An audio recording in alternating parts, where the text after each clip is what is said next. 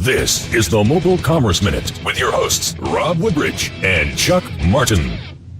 Welcome back to another Mobile Commerce Minute. Chuck, you had the great privilege of sitting and spending some time with Ellie Portnoy of Thinknear about his firm's report entitled Location Score Index. Shocking, to say the least.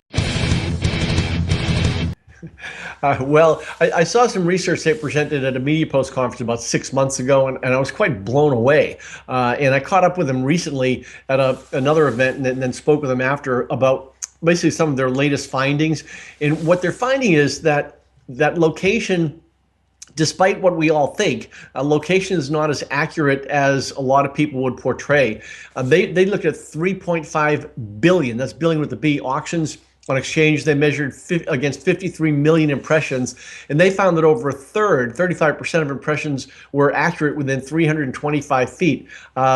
This is not good stuff. 1 in 5 received up to 6 miles off target. So even if it's 1 in 10, that's huge. Being 6 miles off target, that means that ads that are being delivered in many cases are being delivered to the wrong place, essentially. And what this means is a consumer, as Ellie pointed out, the consumers have nowhere to go and complain and say, hey, this ad makes no sense. What they do is they basically are deleting the ad, or they're getting angry at the people who sent them the ad. And it's not necessarily the network that sent it, it's actually the brand that's trying to pitch them on something. So it's not a good thing for the industry. So I'm thrilled that Thinknear is doing stuff like this, because it's really good for essentially the future of location.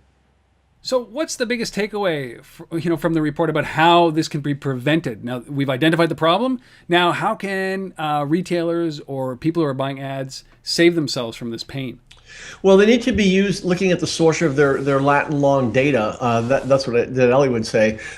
Basically looking at different kinds of validation, and what that could be is having some consumers opt in and say, hey, would you check in and tell us where you are? A good example is Foursquare. Foursquare's accuracy is very high because people actually check in. So with the phone, they can check where the person is, and then the person actually says, here's where I really am. And that's been coordinated over a number of years. So the data points there are really good. And retailers should start to look at things like that.